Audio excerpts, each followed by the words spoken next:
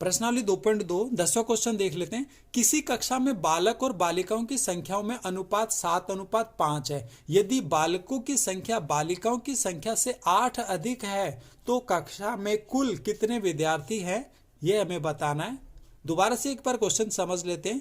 किसी कक्षा में बालक और बालिकाओं की संख्याओं का अनुपात हमें 7:5 दिया हुआ है और यह कहा गया है साथ ही साथ कि बालकों की संख्या बालिकाओं की संख्या से 8 अधिक है, यानी जितनी बालिकाओं की संख्या है उससे 8 अधिक बालकों की संख्या है। तो कक्षा में कुल कितने विद्यार्थी हैं यह हमें बताना है। तो चलिए शुरू करते हैं।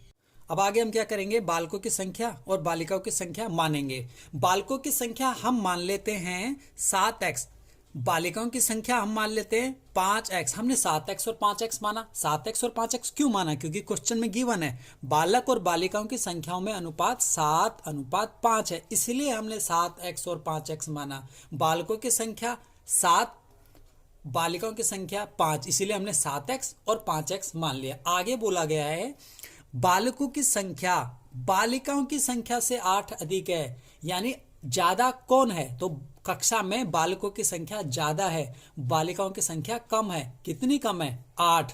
तो इस प्रकार हम यहां लिख देते हैं प्रश्नानुसार, जैसे क्वेश्चन में कहा गया है उसके अनुसार हम यहां पर लिखेंगे। प्रश्नानुसार बालकों की संख्या जो हमने 7x मानी है और बालिकाओं की संख्या जो हमने 5x मानी है, अगर इनको आपस में घटाया जाए तो 8 आएगा। 8 क्यों आएगा? 8 इसीलिए आएगा क्योंकि बालकों की संख्या और बालिकाओं की संख्या में 8 का अंतर है। यहाँ साफ साफ बोला गया है क्वेश्चन में बालकों की संख्या बालिकाओं से 8 अधिक है। तो 8 अधिक का मतलब अगर बालकों की संख्या में से बालिकाओं की संख्या घटा दे तो 8 बचेगा। तो इस प्रकार हम ऐसे इक्वेशन बना देंगे और इसे आगे सॉल्व करेंगे।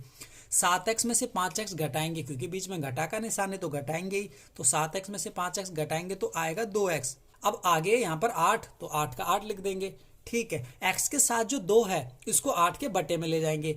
हमें पता है हमेशा इसी प्रकार से होता है। तो 8 के बटे में आ गया 2। अब इसको काटेंगे, यानी 8 को भाग देंगे 2 से। तो देखते हैं 2 के पाड़े में 8 आता है। हाँ, तो 2 एकम 2 और 8 आता है 4 बार में, तो 2 चौक 8। तो आंसर यानी x का मान 4 आ गया। तो x का मान आ चुका है 4, लेकिन हमें बालकों की संख्या निकालनी है। अभी तो x का मान निकला है, तो बालकों की संख्या के लिए हम क्या करेंगे, एक लाइन खींचते हैं और यहाँ पर करते हैं। तो चलिए यहाँ पर हम लिखेंगे बालकों की संख्या क्या आई है। तो अतः है ये लाइन हम यहाँ पर लिख देंगे। तो चलिए ये लाइन लिखते हैं। अब हम क्या करेंगे, बालकों की संख्या निकालेंगे। बालकों की संख्या हमने बिल्कुल शुरू में 7x मानी थी, तो यहाँ लिख देंगे 7x।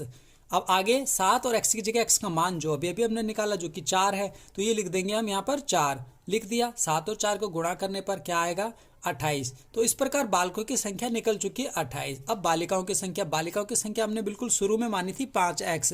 5 और x 5 रखेंगे और उसके बाद x का मान जो कि 4 अभी अभी हमने निकाला 4 रख दिया। 5 और 4 को करेंगे गुणा और गुणा करने पर क्या आएगा, 20। इस प्रकार बालिकाओं की संख्या भी 20 निकल गई है। बालकों की संख्या 28, बालिकाओं की संख्या 20। प्रश्नावली 2.2 11वां क्वेश्चन देख लेते हैं। बाईचुंग के पिताजी उसके दादाजी से 26 वर्ष छोटे हैं, उससे 29 वर्ष बड़े हैं।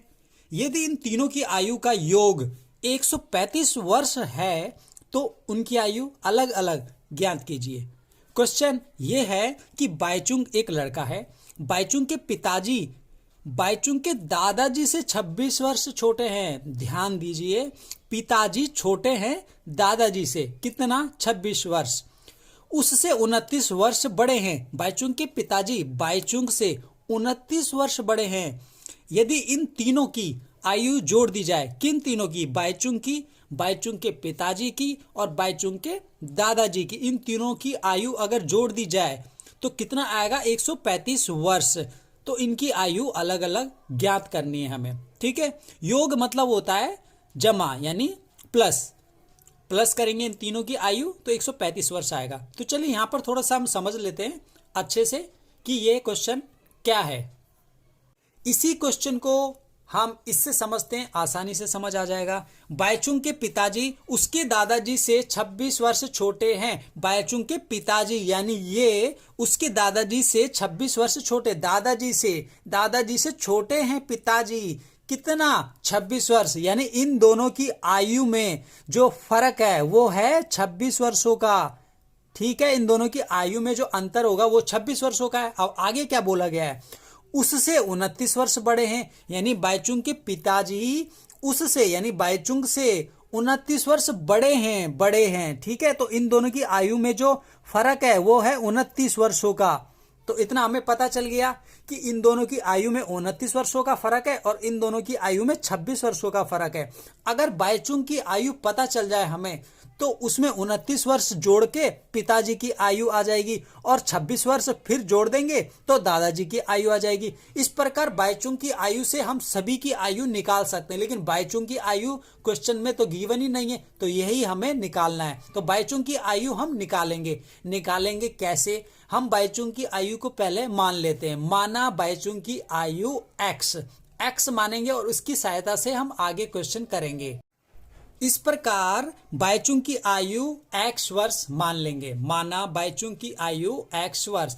क्यों हमने बाईचुंग की आयु x वर्ष मानी, क्योंकि बाईचुंग की आयु निकलने के बाद पिताजी की आयु भी निकल जाएगी, 29 जोड़ना है और पिताजी की आयु मिल जाएगी। और पिताजी की आयु निकलने के बाद पिताजी की आयु में 26 वर्ष जोड़ दिया जाए तो दादाजी की आयु मिल जाएगी। तो इस प्रकार बाईचुंग की आयु हमने मान ली x वर्ष। माना बाईचुंग की आयु x वर्ष।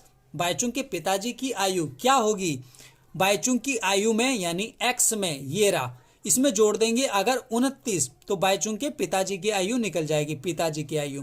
तो इतनी होगी पिताजी की आयु। ठीक है, अब बाईचुंग के दादाजी की आयु, बाईचुंग के दादाजी की आयु कैसे निकलेगी, बाईचुंग के पिताजी की आयु में 26 जोड़ेंगे तो दादाजी की आयु आ जाएगी।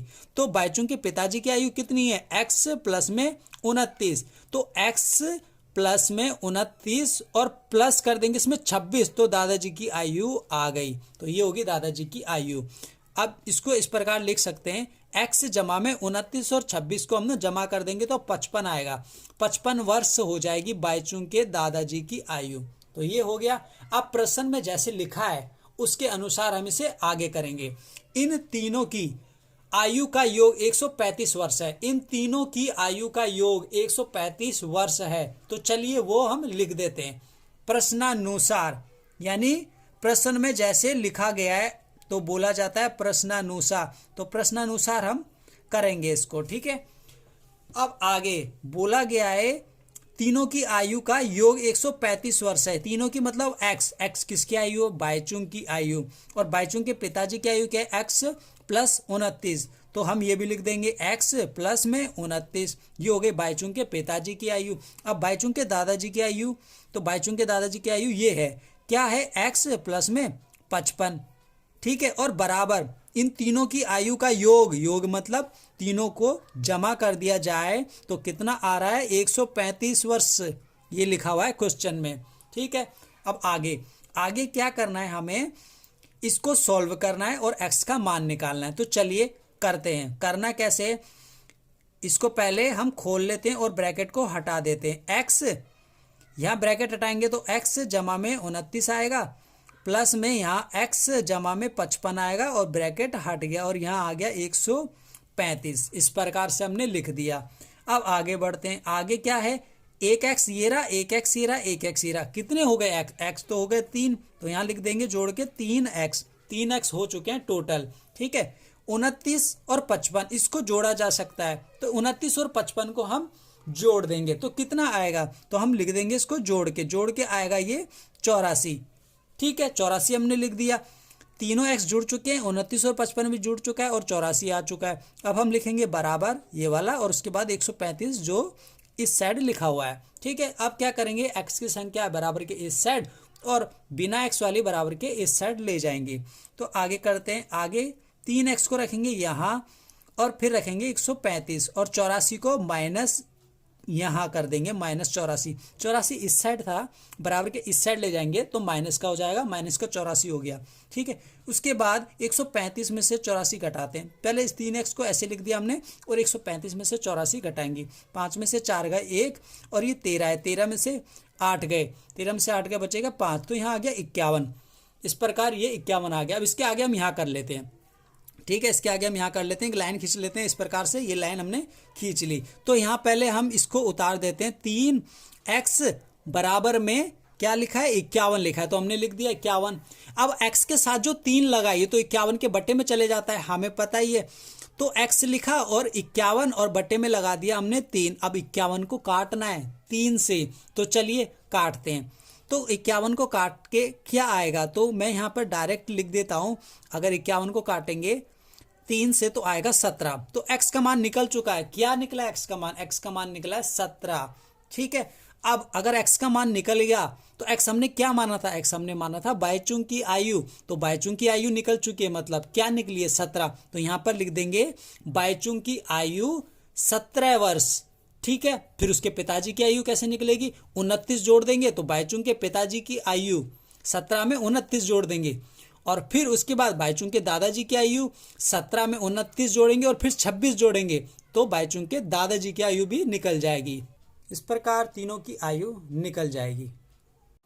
x का मान निकल चुका है 17 और x हमने माना क्या था, तो यहां देख लेते हैं। बाईचुंग की आयु हमने x वर्ष मानी थी, x हम निकाल चुके हैं 17। इसका मतलब बाईचुंग की आयु निकल चुकी है। बाईचुंग की आयु 17 वर्ष है। अब बाईचुंग की आयु हमें मिल गई, तो बाईचुंग के पिताजी की आयु क्या निकलेगी, 29 जोड़ के बाईचुंग के पिताजी की आयु मिल जाएगी। तो हम वही करेंगे। अब हम क्या करेंगे, इस 17 में जोड़ देंगे 29 वर्ष, क्योंकि 29 जोड़ने के बाद बाईचुंग के पिताजी की आयु आ जाएगी, और 29 जोड़ने के बाद क्या आ रहा है, तो यहाँ 46 वर्ष आ रहा है। ठीक है। तो 46 वर्ष लिख देंगे, ये आ गई बाईचुंग के पिताजी की आयु। अब निकालेंगे बाईचुंग के दादाजी की आयु। तो बाईचुंग के दादाजी की आयु कैसे निकलेगी, बाईचुंग के पिताजी की आयु यानी 46 वर्ष में 26 जोड़ेंगे तो बाईचुंग के दादाजी की आयु आ जाएगी। तो हम वही करेंगे, हम बाईचुंग के पिताजी की आयु लेंगे यानी 46 वर्ष जो अभी अभी हमने निकाली, इसमें हम जोड़ेंगे 26 जोड़ने के बाद जो आएगा वो होगी बाईचुंग के दादाजी की आयु। तो इसको जोड़ने के बाद आएगा 72, तो हम यहाँ लिख देंगे 72 वर्ष। ये हो जाएगी बाईचुंग के दादाजी की आयु 72 वर्ष।